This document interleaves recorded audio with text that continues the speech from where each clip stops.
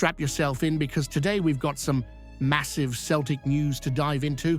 There's advice flying around Parkhead, a brutally honest confession from one of our own, and wait for it, a player who actually said Celtic's too much for him.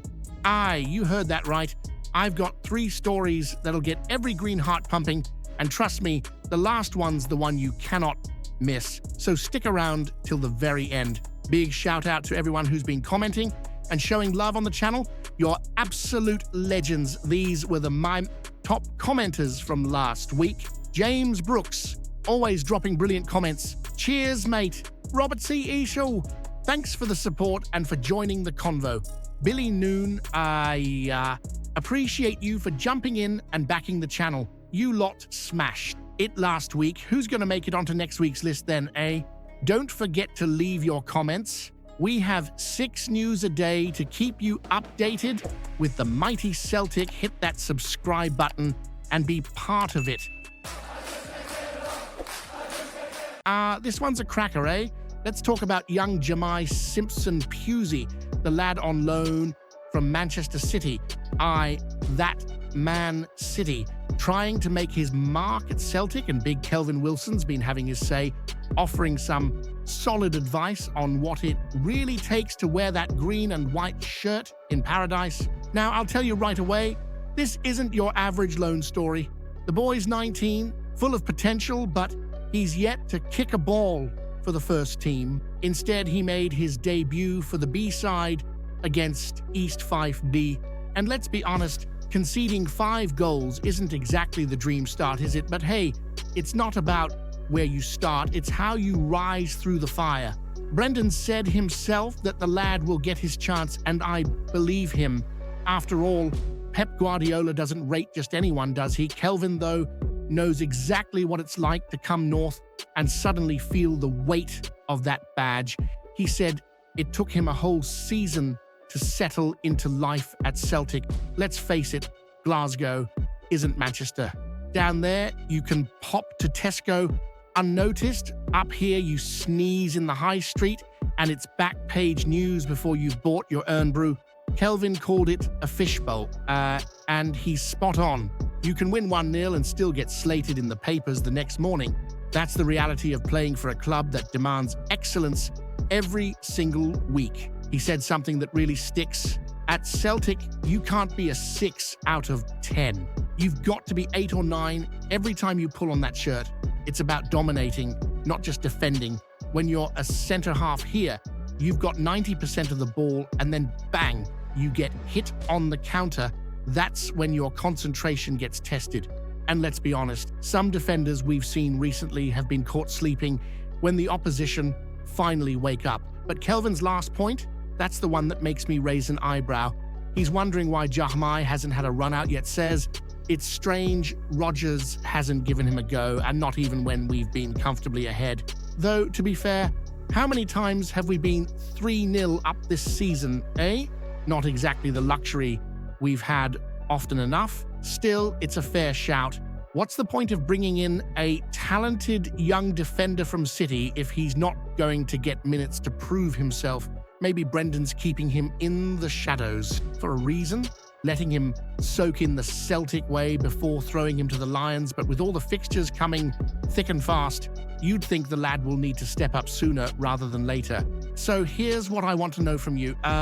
Do you think Jahmai Simpson-Pusey deserves a proper shot in the first team soon, or should Brendan keep him waiting until he's absolutely ready? Because I'll be honest, if he's half as good as Pep reckons, I'd love to see him bossing our backline in paradise. Hit that subscribe button. Ladders, let's giant loudy till we hit 1,500 mad Celtic daffs.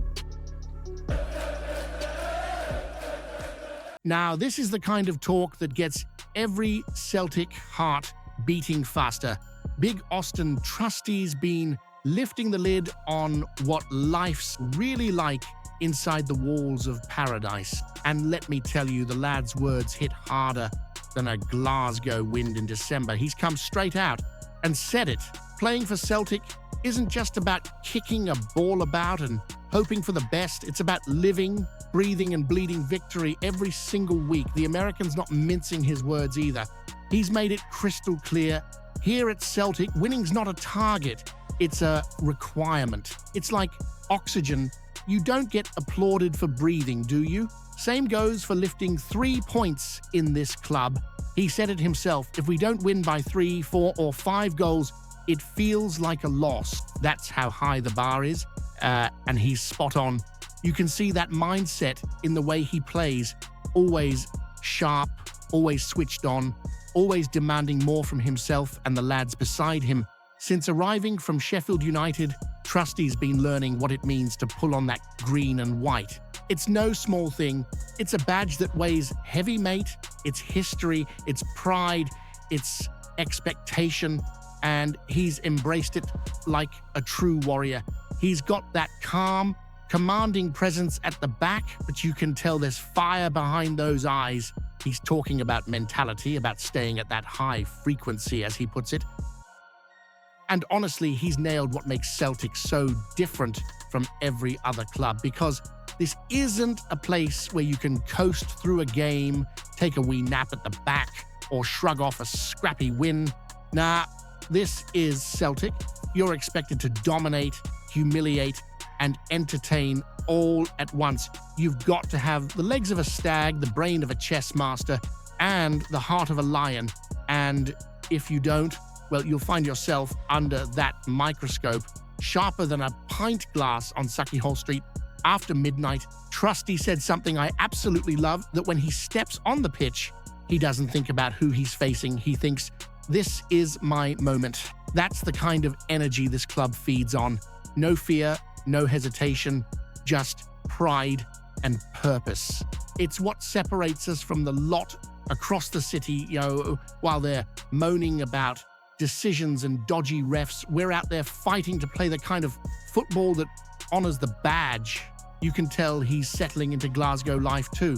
It's not an easy adjustment from the calm of Sheffield to the madness of Paradise, but he's thriving under Brendan Rodgers' watch. And honestly, that's what I love about this squad. There's pressure, but it's the kind of pressure that makes diamonds, not excuses. Now, here's a question for you, and I want you to be honest with me. Do you reckon Auston Trusty's got what it takes to become a true Celtic leader, maybe even captain material one day? Or is it too soon to dream that big? Because from where I'm standing, this lad's already talking like a man made for Paradise. Hit that subscribe button. Lads, let's jai it loldy till we hit 1,500 mad Celtic daffs. Here we go again, mate. Another one of those, I'm not sure I fancy Scottish football types. Sondre Ørjasaeter's been out chatting about how the mighty Celtic came calling, Brendan Rodgers himself keen to bring the lad to Paradise, and yet somehow we're the ones that don't fit his style. Honestly, it's the same tune every time, isn't it? They say they love the history, they respect the club, they know it's massive, but when it comes to stepping up and facing the roar of Parkhead on a freezing Wednesday night, suddenly it's all a bit too much for them. Let's be real, this boy's only 21, just left Sarpsborg for FC Twente, and he's already acting like he's above a scrap in Scottish football. He called Celtic a huge club, and too right he did, but then he says he's not cut out for Scottish football. Come on, pal. That's like getting invited into the best pub in Glasgow and saying, nah, it's too loud. That's the point. The noise, the energy, the passion, that's what makes Celtic Celtic. Rodgers clearly saw something in him. Pace, flair, a wee bit of spark out wide.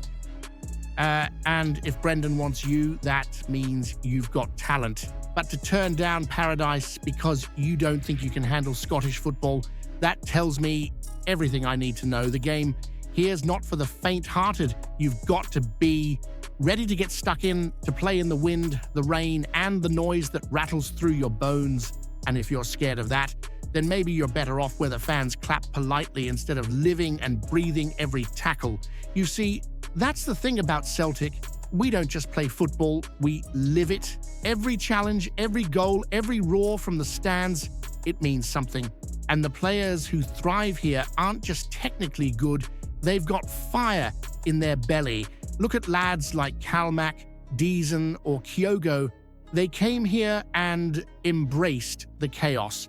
They didn't hide from it. That's what makes them legends. So Sondre might think Dutch football's more his speed, all tidy passes and less pressure, but he's missing out on something special because when you score in front of 60,000 screaming Celtic supporters at Paradise, it's not just football, it's faith. And that's something no amount of pretty football in the Netherlands will ever match. I'll tell you this though, if a player has to think twice about joining Celtic, then maybe they're not the right fit anyway. Brendan Rodgers doesn't need lads who hesitate, he needs warriors who'll bleed green and white. So let me ask you this, mate. Do you reckon we dodged a bullet here? Was Ørjasaeter right to say he's not cut out for Scottish football? Or has he just bottled the chance to play for the biggest club in the world? Because for me, if you're scared of the noise, you were never meant for Paradise. Hit that subscribe button. Lades, let's jai it. Laldi till we hit 1,500 mad Celtic dafts.